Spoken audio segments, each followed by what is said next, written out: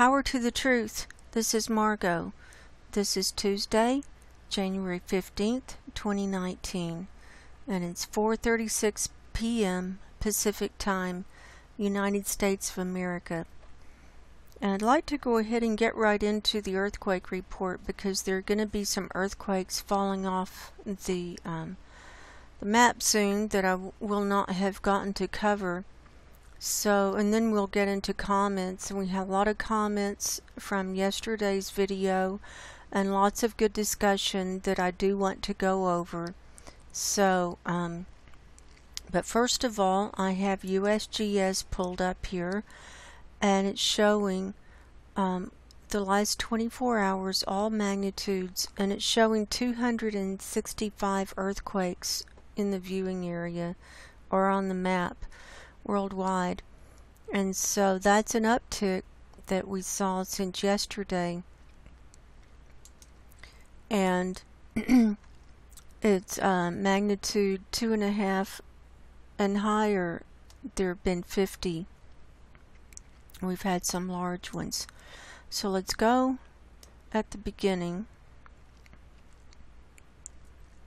Okay, we saw this one at Nixon, Texas yesterday at 4:38 p.m. That came in right towards the end of my report.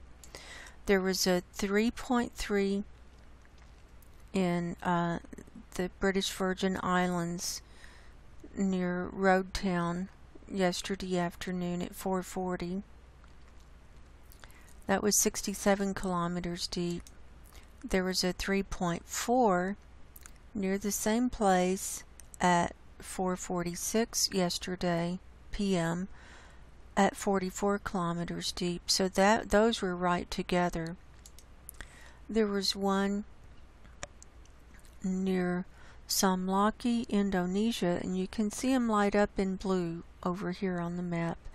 There was a 4.7, and that was at 4:56 p.m. yesterday. This is Pacific time for all of these.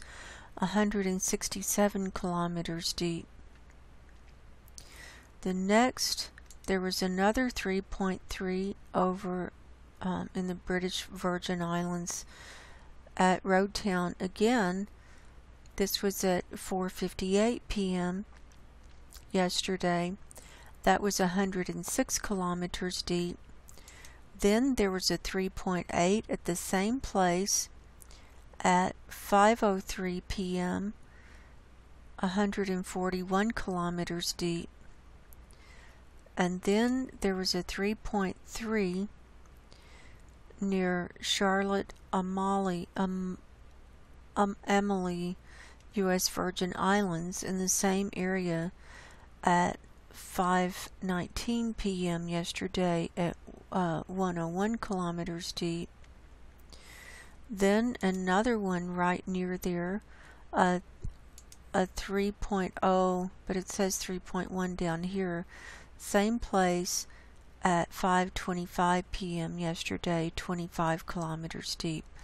So it was a whole bunch right down there at the same time. Then there was a 4.5 near Previsa, Greece. I don't know how to say that. Previsa, Greece, that came in yesterday at 5:25 p.m. That was 6.3 kilometers deep right up here. So that gets us up to about 5:30 yesterday, and then they kept rolling in. And so I'll just start over here on the left side with this earthquake in Greece. Then we can look at it. It was off the coast, off the west coast of Greece. So it wasn't big enough to cause a tsunami or damage or anything like that. It's just showing movement. And in the Mediterranean, and we saw the interesting activity in the sky at NASA Worldview over the Mediterranean yesterday. So here we had a 4.0 it looks like it was right almost on the border between Iran and Iraq. It was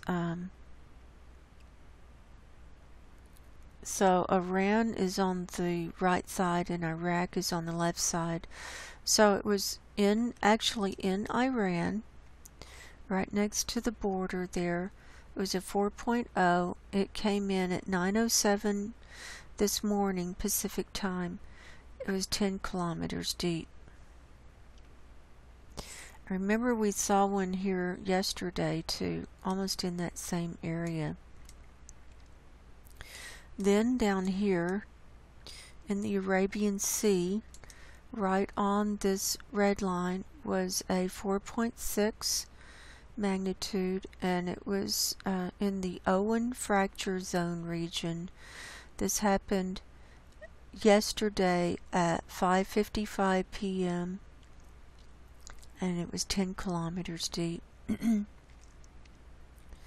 So as I said, when I was showing the information with the eclipse coming up for this weekend, I said that I anticipated the earthquakes to be increasing in number and in magnitude. So that's happening. Okay, here we had a 5.7 near Pandaguitan, the Philippines, at 12:03 this morning, 69 kilometers deep. So that was in the ocean, so that didn't cause any damage. There was no tsunami with that, but we can see it's right on that red line. Then of course there are more down here that are of lower magnitudes that the USGS is not registering, so you can go to EMSC and see the rest of them that are down there if you want to. Now the next we have a 4.9 near Samlaki, Indonesia, that happened today at 3:40 p.m., 46 kilometers deep. And then we saw this one, the 4.7 near Samlaki, Indonesia, at 4:56 p.m. yesterday at 167 kilometers deep. Then down here there was one actually on land at Papua New Guinea. It was a 4.9 near Kainatu, Papua New Guinea, and it was yesterday at 5:58 p.m. Pacific time, 35 kilometers deep. That would be big enough to cause shaking and maybe some damage, depending on if it was near some buildings or something. Then there was a 4.8 near Loringau, Papua New Guinea, that took place at 9:04 this morning, 10 kilometers deep. That was out in the ocean. Remember, there's a volcano right out here that's been going off too, and so volcanic and earthquake activity are connected. The big one in this last 24-hour period is the 6.6 that came in near Sola, Vanuatu at 10:06 this morning Pacific time, 46 kilometers deep. It was first registered as a 6.8. I saw it when it first came in, and then it got downgraded to a 6.6, and it looks like it's right on the coastline of this little island, so that could have caused damage. Initially there weren't any tsunami warnings for this, so you know, if you want to go to USGS and check on tsunamis, then you can go down the 6.8, and these are the last the last tsunami updates for for this earthquake. Let's see. It says excuse me.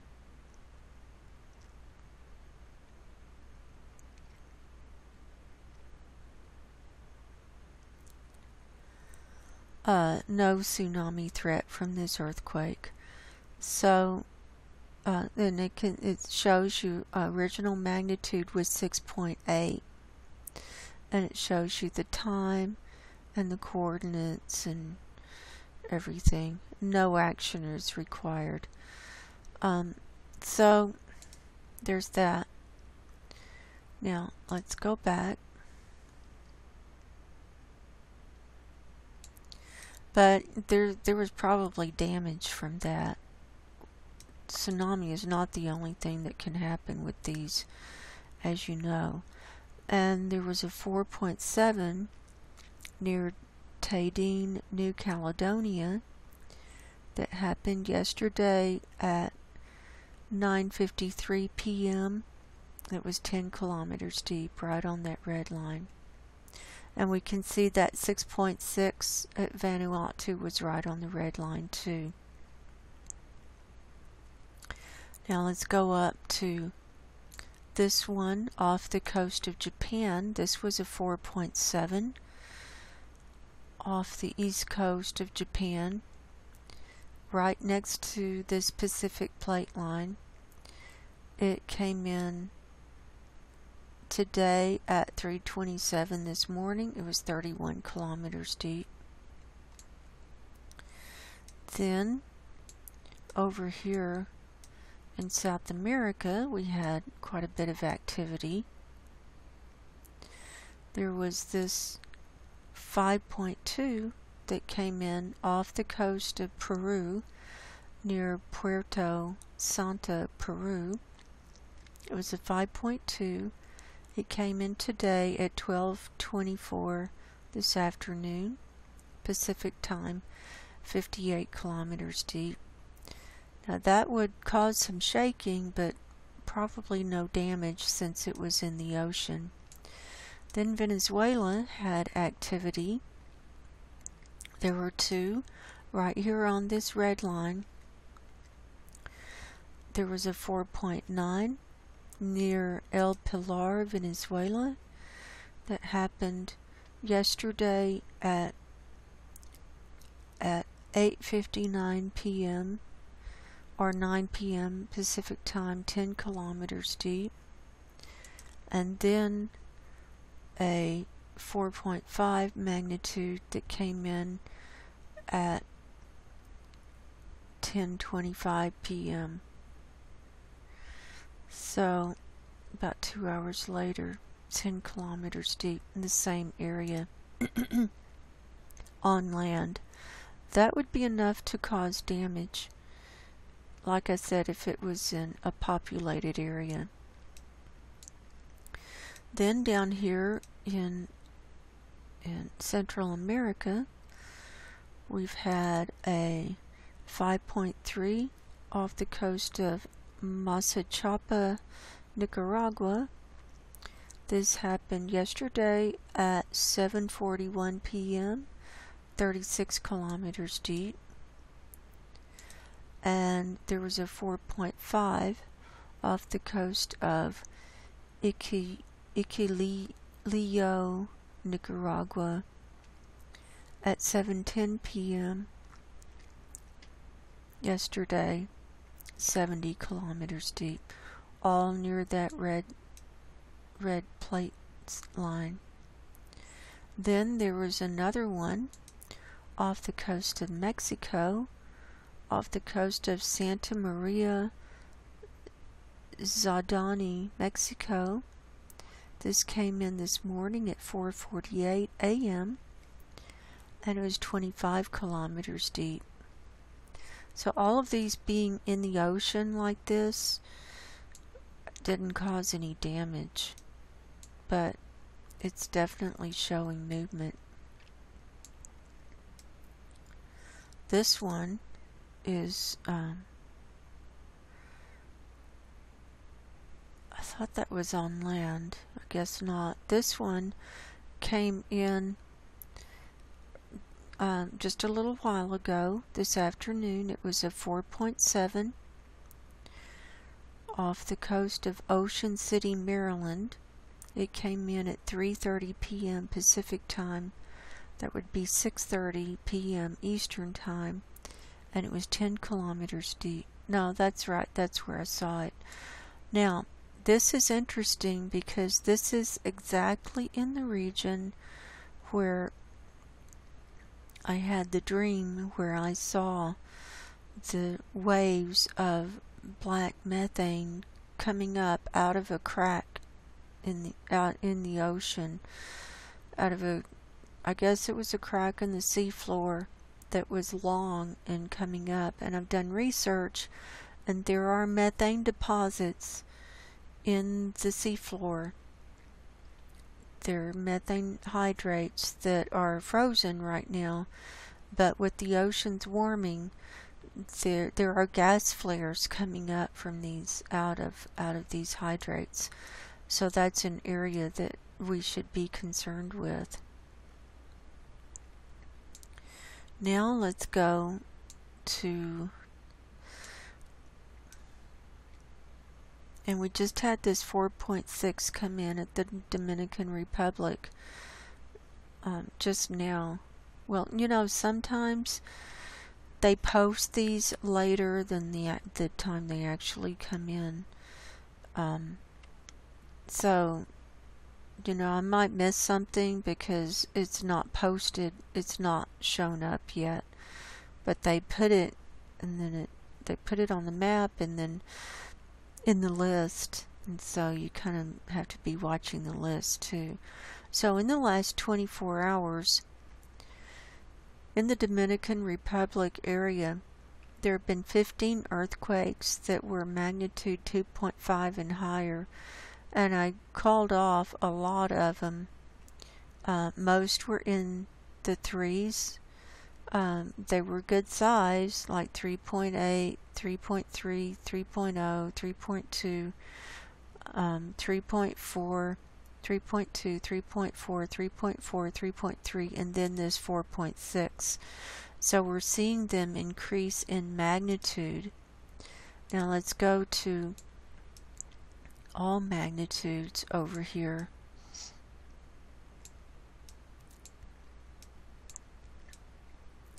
And there are 24 showing all magnitudes. So we had 15 that were 2.5 magnitude and higher, and so now there are 9 that are under 2.5 magnitude, and you can see them as these small dots. These are the smaller ones, mainly on Puerto Rico, it looks like, and they're swarming over here in the water.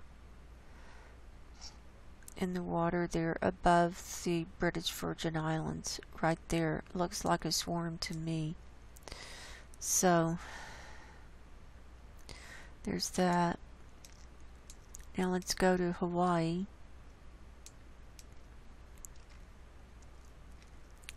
And we'll stay here in all magnitudes. We've got 11 showing up in the last 24 hours. Most of them were on the mainland. We have one out here in the ocean that was a 2.7. So we've got 2.9, 2.1, 2.7, 2.1, 2.2, 2.2, 2.3, and the rest were under those magnitudes. They were in the ones range. And let's go up to Alaska next.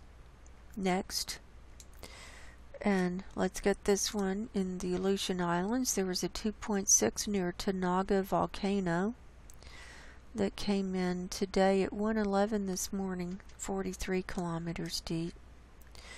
Then here was a 2.4 near Sandpoint, Alaska, that came in at 1:56 p.m. today, 25 kilometers deep. So we see in the viewing area here, which includes Alaska and this little part of Canada, we see 72 earthquakes of all magnitudes. So let's go up to 2.5 magnitude and higher and see what we have. We've got a 4.2 near Koptovik, Alaska, 20 kilometers deep. We've got a 3.1 near Tanana, Alaska, 10 kilometers deep. We've got a 2.7 near Cantwell, 65 kilometers deep, and a 2.5 near Big Lake, which is in the Anchorage area, 19 kilometers deep. Then this one right on the red line, 2.5 near Cape Yakataga, 0.9 kilometers deep. So that's in 2.5 magnitude and higher. So that means all the rest of those are small ones, and we've talked about the small ones and how they eventually they act like punch holes in the mantle where the magma can come up in the earthquakes. And my thinking is that, you know, it just eventually wears it down and creates a bigger punch hole for a larger earthquake to happen, because it's a stress point. So there you go. We can see they're mainly centered around Anchorage up there. So now let's go down to the United States. We saw this one off the coast of Maryland. Now here in Oklahoma, we have two right at pretty much the same place. The first one was a 3.9 near Perry, Oklahoma, and that's a good size.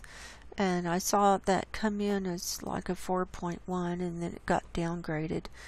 This happened at 5:28 this morning, 5 kilometers deep. So 5:28 Pacific time, and they're on Central time, so it would be 7:28 in the morning. They could have been drilling that early. It could be from fracking, but those are awful big earthquakes. And then the 3.2 that came in. What was the time? Was the first one 5:28? Then the next one was at 5:34. So 4 minutes later, this 3.2 came in. That was 2.3 kilometers deep. So that could be. It could definitely be from fracking, because that's oil well territory down there. Then up in the northwest region, there was a 1.0 magnitude explosion near Fern Prairie, Washington, at a minus 0.5 kilometers depth. So that means it was up on a hill or in a mountain, so they're doing blasting or construction of some kind. And that happened at 5:05 p.m. today. Here's another explosion, 2.1 magnitude near Klamath Falls, Oregon. And that happened at 11:21 this morning. It was at a minus 1.6 kilometers depth, so that was high up in the mountain or on the mountain. So they were blasting. That was a huge blast to cause that magnitude of an earthquake. Huge. Now let's go over here. We'll leave California for in a minute. We'll come to California in a minute. let's look at the Yellowstone area. We've got 13 today. I'll just call them off. 1.2 Lincoln, Montana. 0.6 Manhattan, Montana. 0.7 Lehman, Montana. 0.9 Lincoln, Montana. 0.9 Manhattan, Montana. A 0 near Dillon, Montana. 1.9 Old Faithful Geyser, Wyoming. 2.0 Old Faithful Geyser, Wyoming. 1.3 Dillon, Montana. 1.6 Old Faithful Geyser. 2.4 Old Faithful Geyser. 1.9 Cardston, Canada, right up here on the border, and a -0.3 near Polson, Montana. Now let's see if any of these happened above ground. No, they were all underground. So that's quite a few. And remember, this is that Yellowstone hazardous seismic area where the caldera is building pressure. Let's come on down through Salt Lake now. I'm going to try and just get Salt Lake on the map here. We've got 7 showing up here. So they've got to be clustered down here. You'll see 1.2 Hilldale, Utah. 1.4 St. George, but it's actually on the other side of the border in Arizona. As you know, we've seen those before. Okay, we got the Perry, Oklahoma ones on here. Already showed those. 0.9 Milford, 0.8 Springville, Utah, up here, southeast of Salt Lake City, and 0.9 St. George. So there's those. So you can see we've had a huge uptick just in the last 24 hours. Part of it is the earthquake makers are back at work because it's Monday, and another reason is because we have a lot of movement and a lot of pressure building, and we've got the eclipse coming up, and that's pulling on it too, on the earth. Here off the coast of California, right next to this red line, 2.9 Petrolia, near Petrolia, and a 4.0 and a 3.7, all right here. So we've been seeing activity here in this area in the last few days, and this is the San Andreas fault line. This is the Juan de Fuca plate, and this causes the Cascadia subduction zone, and if this goes, this could cause Yellowstone to go. So this is why we're watching this so closely. If this Juan de Fuca plate moves and causes that subduction zone to fall, I don't know if I'm explaining it very well, then this whole North American plate will go down, and it will cause, that could cause Yellowstone to go. Okay, let's look up here at the geysers now. We see 9 on the map here. The biggest one is a 2.2. And right down here, there's one in the San Francisco area. We saw one here yesterday. This happened, it was a 1.5. It happened at 3:25 p.m. 3:25 a.m. this morning. We saw one there yesterday too. Here's one near Livermore, a 1.1, 11 kilometers deep, that happened at 7:58 p.m. last night. Now let's cover the rest of Northern California. Okay, right here is one near Truckee, California. It's north of Route 80 there, and that's a 0.8, and it happened at 10:35 this morning, 14 kilometers deep. Here in the Reno area, here's one in Pyramid Lake again. There was a 0.3. This happened at 12:51 this morning, 16 kilometers deep. Then here's one in the middle of Smoke Creek Desert. And I love that desert, by the way. I've been there a lot. Anyway, it's very cool. It's 1.4 magnitude. It happened at 10:12 this morning, and it was 3.7 kilometers deep. So now let's come on down with Nevada. Here was another explosion west of Elko near Carlin, Nevada, a 1.8 magnitude that happened at 11:10 this morning, 0 kilometers deep.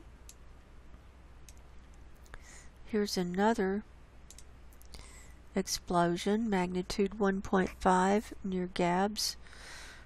We've been seeing them there recently. They must be doing some blasting or building or something. This happened today at 3:27 p.m., 16 kilometers deep. Here's a 1.5 at Gabbs that was just an earthquake at 4:13 this morning. So see, I'm thinking these explosions are making the earthquakes happen too, because it's shaking things up. That's my theory. And then we got that one. Then we're getting down into the Nevada test site. There's a 1.5 at Courant, Nevada, and 1.9 at Warm Springs, right next to each other. 1.2. So, you know, there's always stuff going on at the test site and at Area 51. So, 1.4 near Caliente. And we've got these in a row, and down here is part of the test site and all that. So, these are small.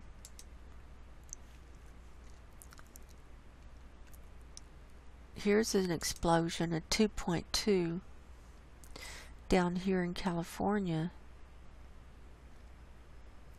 right here. This happened today at 2:20 p.m. It says it's 39 kilometers south-southeast of Sandy Valley, Nevada, but it's across the state line. It's in California. That's a big explosion. So they're blasting all over the place. So that's causing the earthquakes to happen. Some of them is my thought. I mean, how can it not? It's making things move. So now here in the Mammoth Lakes area, and remember we've got the Long Valley caldera here, and here's one near Mono Lake, a 1.0, says northeast of Mammoth Lakes. Mono Lake, Mammoth Lakes. So same area. So we've got, you know, ones and under in this area. So that's still showing movement even though they're small. Now, let's look at these coming down this San Andreas fault line. Here's a 2.1 at Pinnacles, and one that just came in, 1.8 at Pinnacles. Here's a 1.8 near Huron.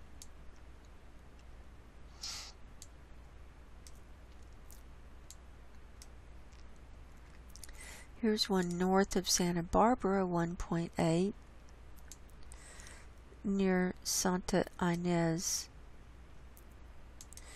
Here was a 1.4 near Tehachapi. And these are all ones that we've seen before. I mean, they just keep happening in the same places. They just move around a little. Here's a 1.0 near Pear Blossom. And now let's go into the Southern California area. In the Los Angeles and San Diego area. And see, there's 64 on the map today of all magnitudes. That doesn't look like 64, but they're clustered. There's a cluster here and there's a cluster here at Kauai. So I'll just call off the ones that are 2s or higher, and then if I didn't call them off, you'll know that they were less than 2s. And most of them are under 2s.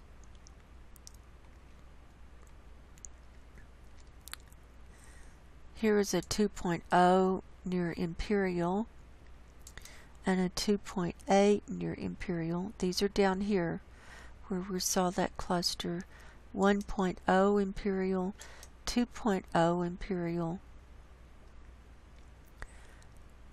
2.1 Imperial, 1.1 Imperial, 1.7 Imperial. I'm calling them off because they're all down there. Man, let's zoom in. I mean, it looks like most of them are down there, either in Kauai or Imperial. Let's look at this. Look at that. Imperial Valley. Look at all of those.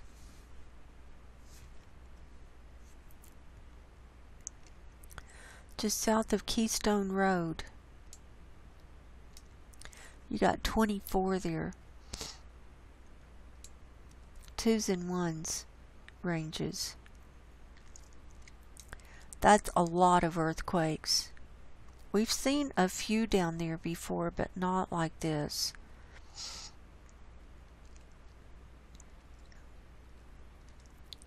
So you get the idea.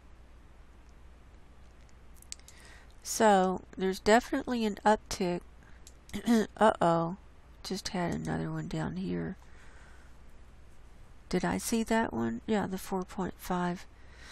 No, this is a new one near Punta Cana, Dominican Republic. This one, it shows it came in at 4:39.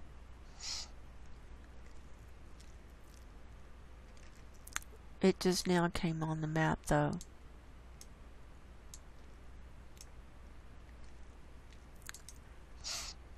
Let's see if there are any more large ones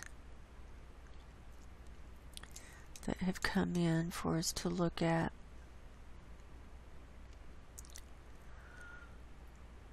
Okay, we saw this 4.9 in Indonesia.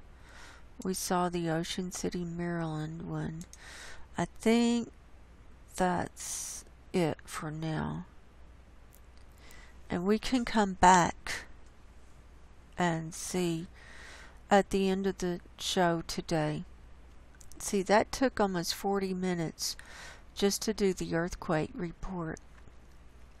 And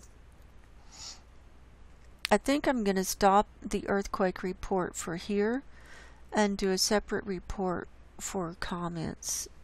So, this is just an earthquake report for now. And my name is Margo. And I do believe that time is short, and we need to get our spiritual houses in order. And until next time, God bless each and every one of you. I'm praying for all of you, and I love you all very much. God bless you, and go in peace, and goodbye. Power to the truth. This is Margo. This is Tuesday, January 15th, 2019. And I just recorded the earthquake report, and now I'm recording the methane report and some more things, and going to go over comments. I may make this a separate video, or I may put it at the end of the earthquake report. I just don't know yet. So it just depends on how long this runs. So first of all, I promised everyone a methane update every day that CAMS has new data. This is Copernicus Atmosphere Monitoring Services, their website. Let me refresh this to make sure I've got the latest data. And we're looking at data, well, our methane. And we saw yesterday, we saw data from Friday the 11th, and now they've got data for Saturday, January 12th up. So we're looking at the North Pole view for surface level methane. So I'm going to load this up.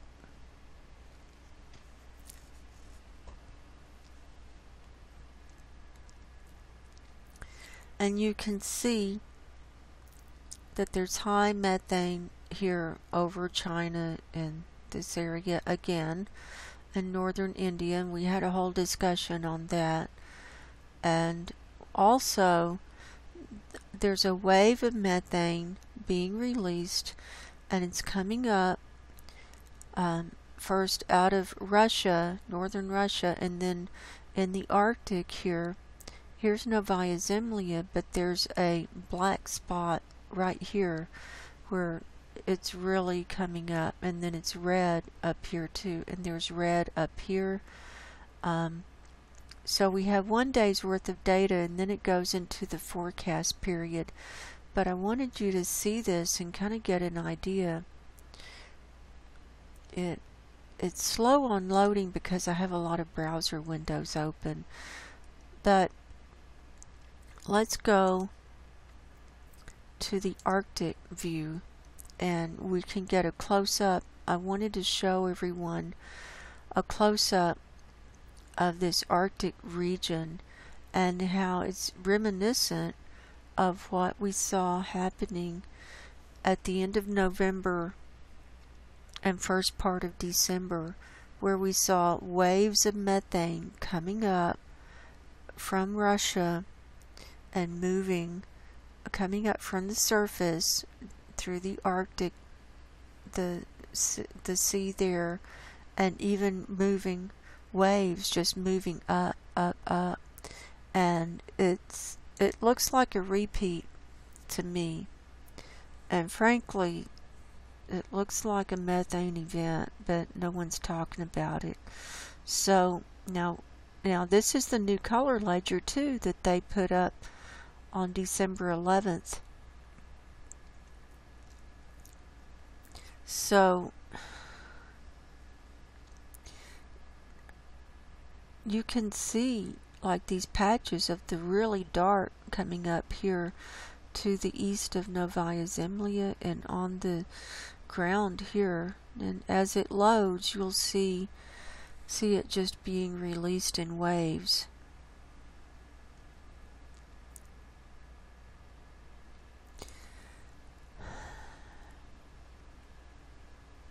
It's really slow loading, but it's in the forecast period now, so you can see what it's being forecast to do. That with red coming up here, and look at this long wave of red coming just a whole line all the way across down to Iceland almost. No, I'm sorry, Iceland is down here. This is where the seed vault is. I'm having a brain fart.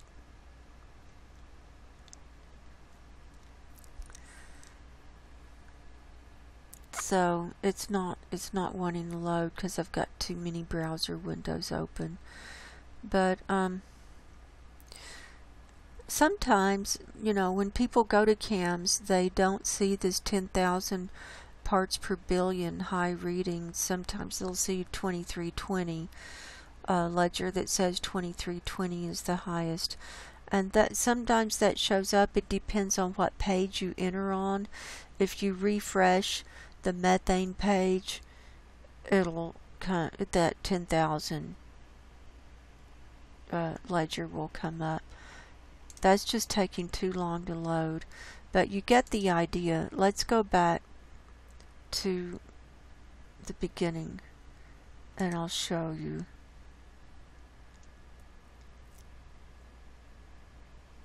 Here it goes. Look at that wave. Now that's scary. And you know, I don't mean to scare people or instill fear. I'm just showing them what's available for people to see. I mean, this is available for anybody to see who has internet access.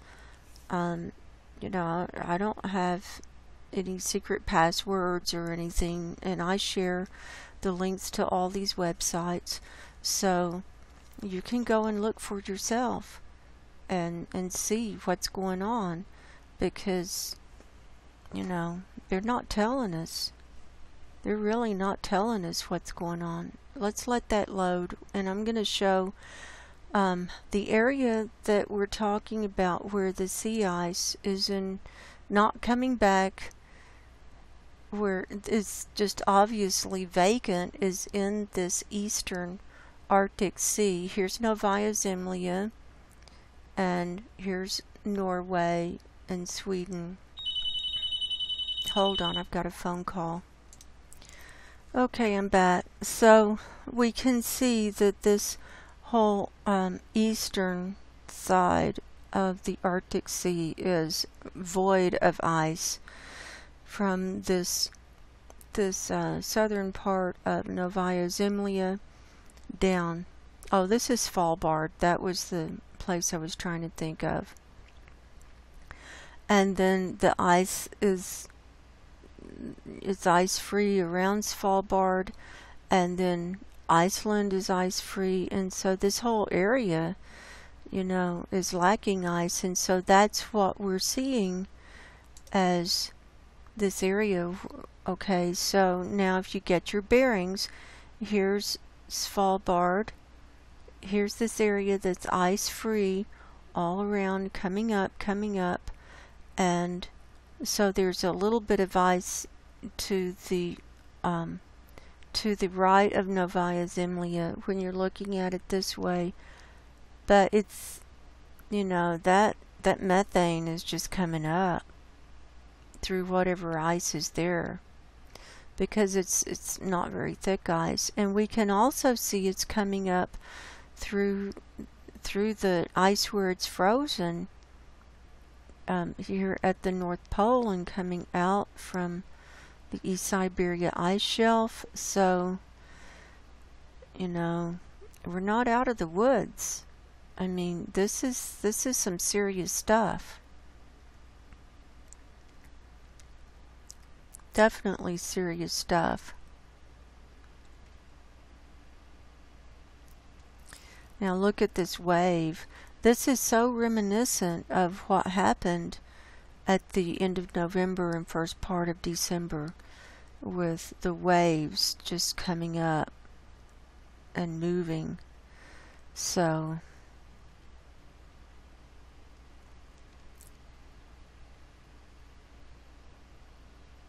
there you have it. There's your methane report from today. So I'm going to pause that, and let's see, one more thing I was going to show you. I've got NASA Worldview pulled up here in the Antarctic, and I always check on what's going on down here with these ice shelves, especially these icebergs that have broken off. And today we have a really good view of Pine Island Glacier. And remember, it broke off at that new place here. Well, that big iceberg has completely separated from the Pine Island ice sheet. And now, see, and it's breaking up and it's moving away. And this dark area, that's the water underneath. And these are icebergs like from last year. But this is a big piece from this year. But we can see it's breaking up into icebergs. But it's still bound in. This is sea ice holding it in.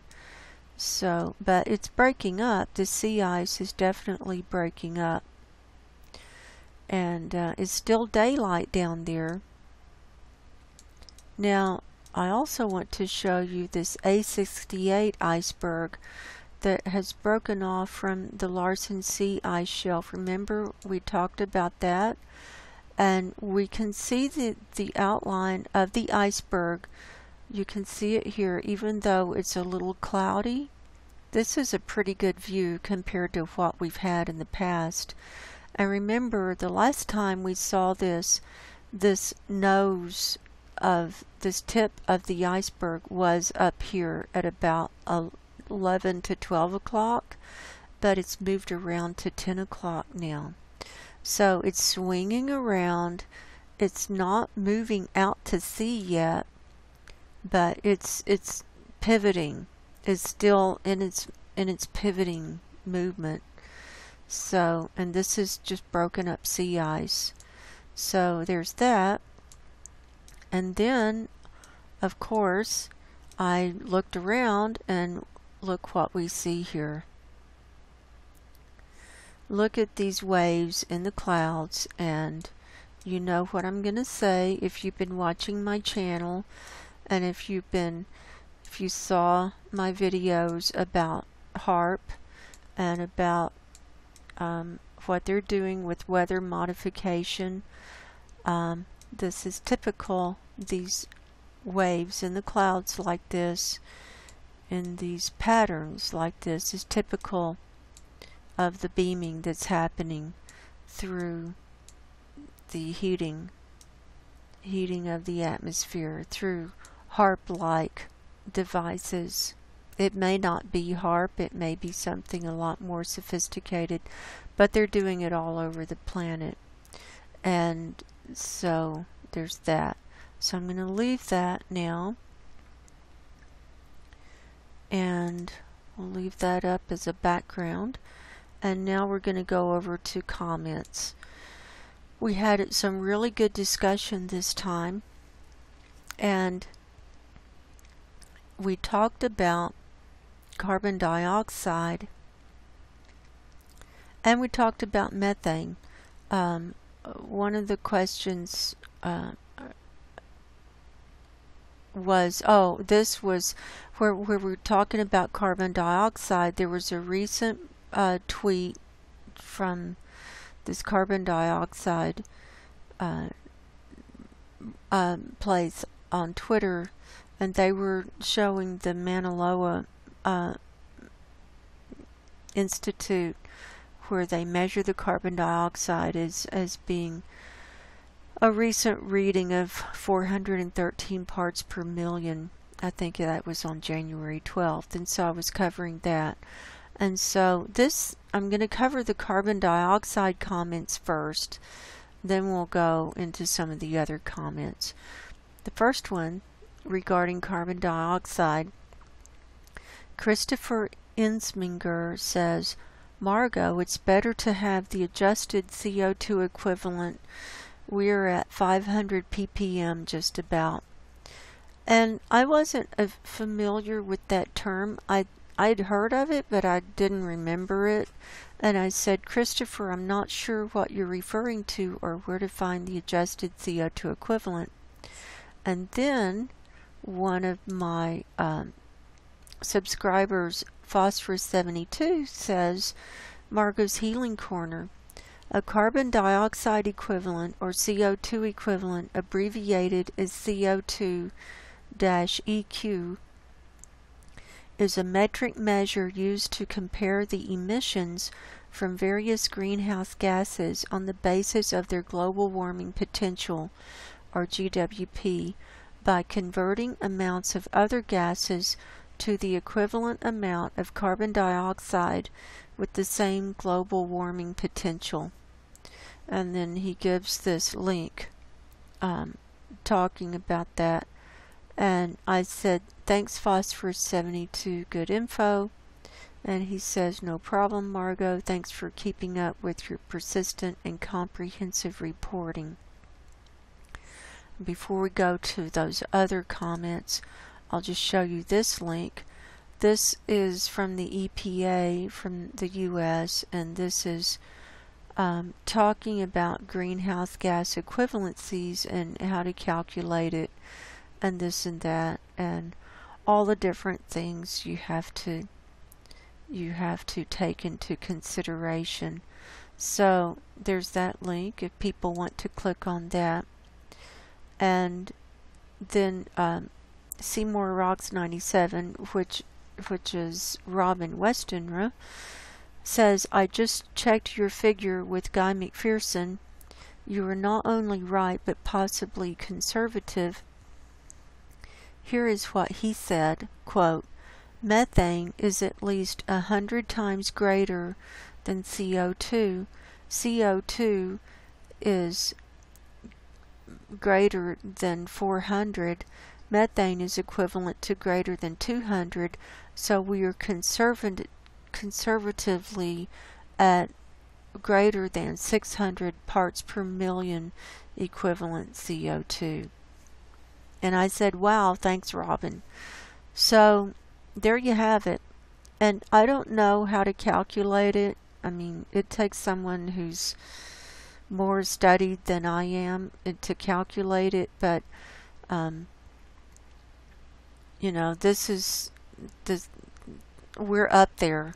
So the equivalent, where you mix in all the different things that can cause the heating of the atmosphere and you convert it into the equivalent of CO2, is what this is. So where you take methane and all the other stuff that heats up the atmosphere and you convert it. So there's that.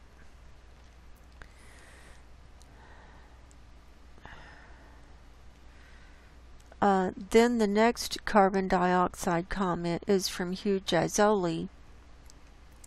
He says, Scripps has gone 3 days without a CO2 reading. They are saying that the data is too variable. They just don't want to release the reading because it's so high. We know that it's over 410 by just looking at cams. Freedom Fighter 2 says, if that 413 number for January 12th does not come back to 410, we are definitely moving into an exponential world for carbon dioxide emissions. And remember the carbon dioxide equivalent with the methane, and we're seeing the higher methane release in the Arctic and also around the world. So it all mixes in together. So yeah, that's right. And then another carbon dioxide comment. Hugh Jazzoli says the real scary CO2 map is at 50 HPA, which I think is about 10,000 feet. Check out the global at 500 HPA. And this is on cams, and so if you click that, this is the global, and he's got it at 500 HPA, which is also millibars, and we can see that it's most concentrated around the center, the mid-latitudes. And the highest reading here is 600 parts per million. So that's in that high zone. So there's that. And then Seymour Rock says that is truly frightening and makes such a difference to be able to see the data for different levels in the atmosphere as well as having the Mount Loa data. And I say, Hugh, according to this conversion spreadsheet, 50 HPA or millibar equals 63,367 feet in altitude. The higher you go in the atmosphere, the lower the HPA or millibar will be. Either way, it looks real scary no matter the altitude. And this is a spreadsheet that I've shared in the past that is a quick conversion for so you want to find, here's millibar and then here's feet and so forth, and then meters and so forth. So he says, thanks Margo, got it backwards. No problem. I mean, it's easy to get it backwards. It's easy to get confused with all this stuff. So now let's talk about the methane. And I'm only going to cover the comments under my video from yesterday, so because I can't really find the other responses.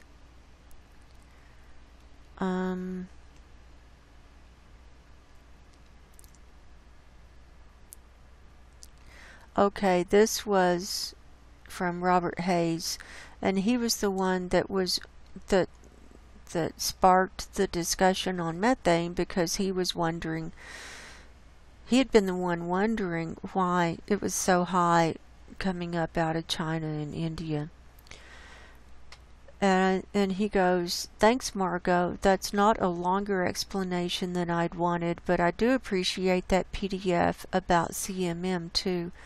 I'm liking the 4 per 1,000 effort and hoping we recover our ancient connections with animals, like with herds and scarabs and soil life, which were highly regarded in spiritual ways in prior ages. Urgent learning continues. Thanks for presenting the truth to all of us. You're welcome, Robert.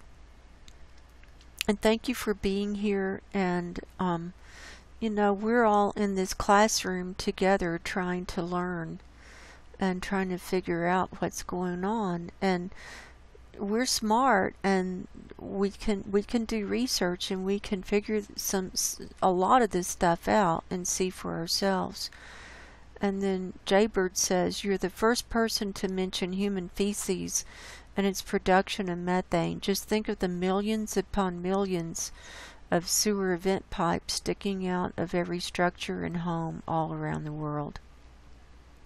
Yeah, Jaybird, and not to mention there are a lot of places that don't have indoor plumbing, so they don't even have sewer vent pipes. And then you know, there are articles about the cows in India. You know, they give off so much methane, and you know, it's not just cows in India. There's feedlots, and you know, you've got horses, you've got all the animals. I mean, it's everywhere. Every mammal has feces that gives off methane. So there you go. And then the next comment I want to share is from Joseph Lauber. He says, Guy McPherson is probably right. We do not have long. Why not face what is facing us? Near-term human extinction will appear sooner than expected. If we stop industrial civilization, it is only going to happen earlier due to reducing global dimming. It will occur with the coming global financial collapse. You need to document that development, no question. You are speaking out at least. Thanks. And he says, thanks for your great job. Thank you, Joseph. I appreciate your comment, and I appreciate you being here, and just, sharing with us and just being here, and thank you for the comment. I appreciate that. And I agree, you know. I mean, any number of things. Once one starts happening, the dominoes are going to fall. That's how I see it. And then Freedom Fighter 2 says, at some point, global dimming will not matter because it will be so hot we would not be able to produce food. Water will be scarce and our global economic system would collapse. Absolutely, Freedom Fighter 2. And that's what I'm saying. The dominoes are going to fall. So, the next comment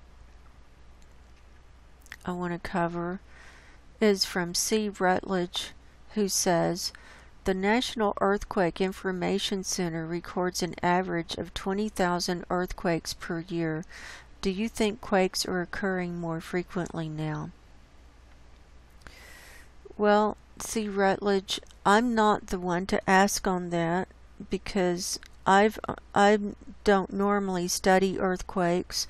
I've only recently been really looking at them and reporting mainly from USGS, and simply because I'm thinking that it's going to be a sign of things that are coming, and because I think we're in the end times, and earthquakes is going to be one indicator of how fast the dominoes are going to fall, because we're going to see, with everything heating up and the ice melting, we'll see the plates moving, because the weight that on the plates will be different from ice to water, and it'll be moving and all around, and then the whole planet's heating up, and so the water's going to heat up, the magma's going to heat up, and so we're going to have more earthquakes and volcanoes and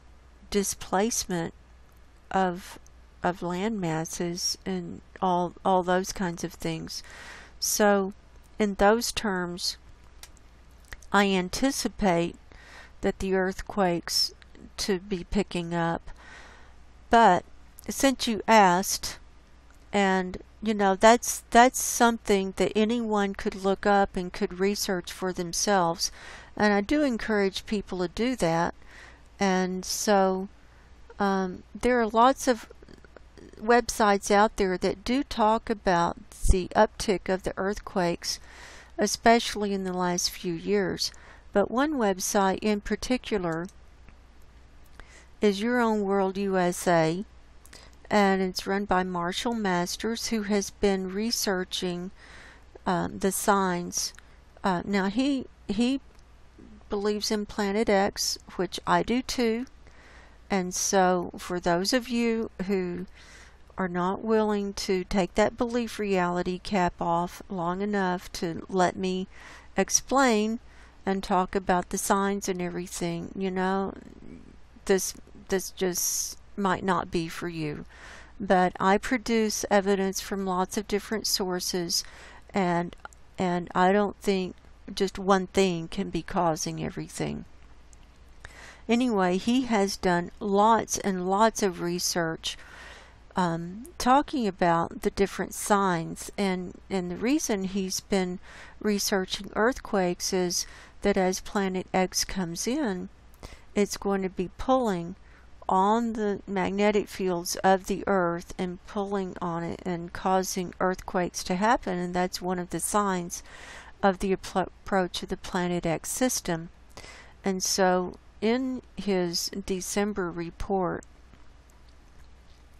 first of all, he goes over fireballs, and if you want to read this, it's a quite involved report. And he tracks fireballs, and he tracks earthquakes, and lots of other stuff too. Now, here he goes, earthquakes. He says, okay, he ended with fireballs there. He says, it has been a long-held concern of Yahoo.com researcher Oh, wait, he's talking about asteroids there. Let's go down to earthquakes. Earthquakes since 1977. He's been tracking earthquakes since then. At the outset of our sign series, J.P. Jones, who does the research for him, obviously, created a dataset spreadsheet that tracks the total number of earthquakes each month, beginning with 1977.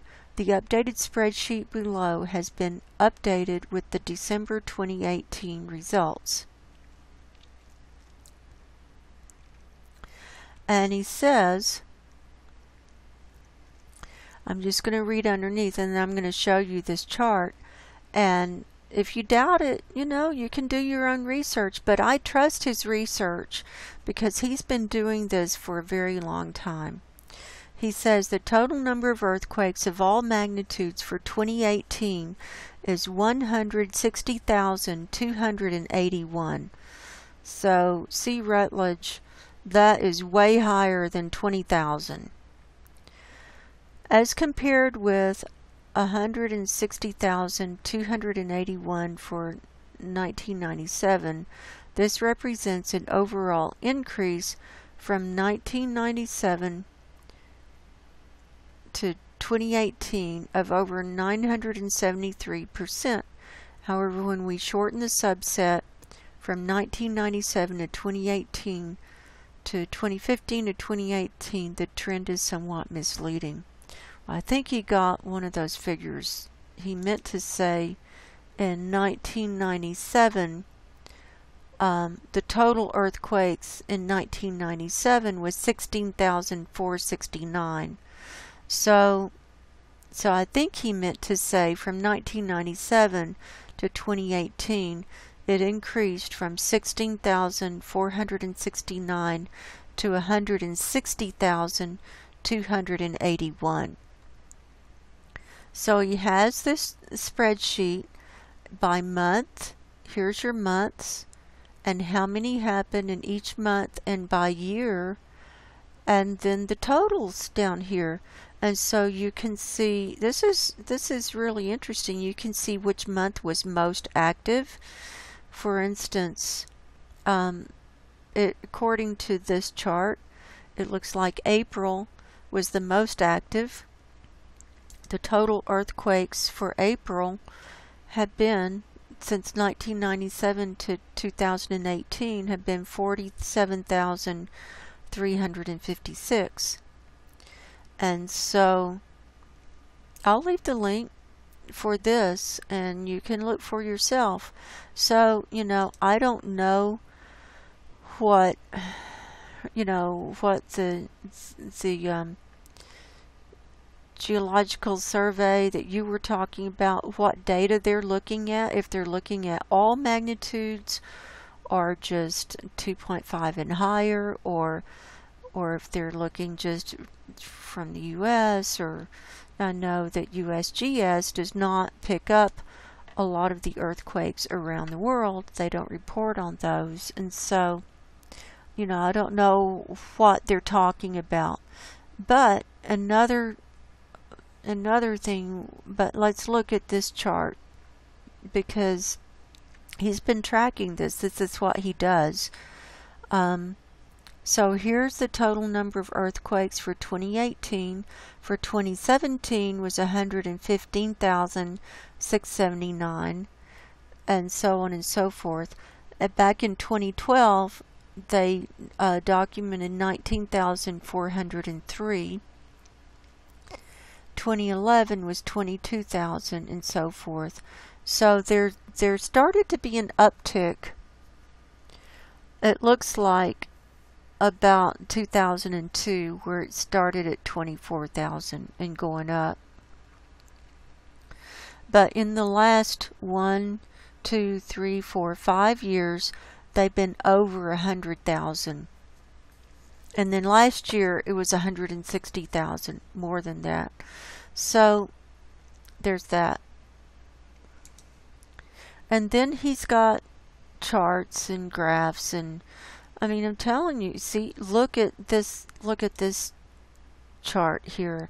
Total earthquakes per year, starting in 1997 at 20,000, and we can see that it starts going up here around 2003.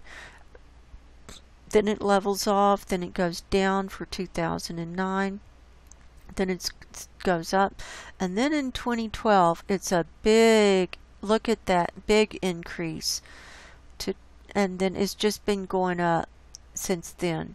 And here it is for 2018. So I will leave the link below to this page if anyone is interested, because you know, this is what he does. He studies this stuff, and if you want to know where he got his data from, you can contact him. And another way to kind of get an overview of how many earthquakes we might have. For instance, if we have, okay, like right now it's showing 252 earthquakes in the last 24 hours. Now, not every day will it have 252 earthquakes. We might have 150 or 200. So let's say an average of 200 a day. So 200 times 365 is 73,000 earthquakes. So, you know, that's for a year for all magnitudes registered by USGS.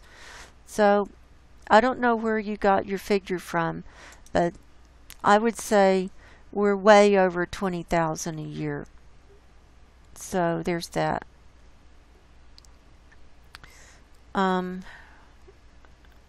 Where are my comments? Okay, let's go back to the comments. And that's all I'm going to say about that. And then there was one more comment that oh, Tom Bell says, thank you, Margo. You're welcome, Tom Bell. Thank you for being here. Then Dia Dimglow, I'm a little confused with your comment. I'm not sure what you're referring to. You say, thank you for your hard work. This particular end time symptom is new to me, as is everything else going on. It's terrifying. I will have to go back to the video you referred to, as I want to know how this is engaging with the chemical overhead. Are you talking about where I showed the beaming? If so, go back to the video I did. It just says earthquake report from January the 6th. I show a picture of a harp ring that I took on the ground and what it looks like, and then I showed articles talking about HAARP and ionospheric heating and showing evidence of it in the clouds and what happens to the planet as a result of it. I'm thinking that's what you're referring to, but you know, I'm past being terrified. I'm past being scared. I just know that we're in the end times. I know that this world is run by a dark mind. I call it the satanic mind. It's run by Satan, and it's run by evil, and this is not my world. And I hope to be leaving this world soon, because whatever we do, there's no fix to a physical fix to a spiritual problem. Because as long as the evil is in charge, and it's in charge in every organization, everywhere you go, evil runs the world. And so, you know, there's no fix for that. And so I just think that we need to get right with God and Jesus and make sure that our souls are in the right place, our hearts are in the right place for when we do go, because no one's going to get out of here alive. And it's just, you know, no one knows the day or the hour or how it's going to happen. But the sooner we come to the realization that we really need to get ready for exiting the planet, and get your spiritual house in order, the sooner we will be at peace. And when you see these things, just see it as signs and saying, oh, well, it's getting worse. Well, we must be closer to the end then, rather than being terrified. So, I don't do this to scare people. I know a lot of people are scared. And in the Bible, it even says that men's hearts will fail them for fear of what they see coming. And so, I think it's better for us to know the truth. And it's what we fear is what we don't know. And so if we know what we're up against, then we know how to prepare. And if it's a losing battle, then we can then we can look somewhere else for our sustenance. We need to look within and look to spiritual things for our sustenance, not to the physical world, because the physical will go away. All this stuff is going to go away, but what matters is your soul and your heart, and just being ready. And what can I say? I mean, I say this, I get on my soapbox occasionally, not on every video. A lot of people don't like it, especially people who come from the scientific communities. They don't like it when I talk about God. But you're going to have to deal with it. If you want to come here for the information, that's fine. You'll have to deal with my personality and my message, because my message is time is short. It's time to get your spiritual house in order. So with that, I love you all very much, and time is very short. And until next time, God bless you, and go in peace. And I'll talk to you real soon. Goodbye.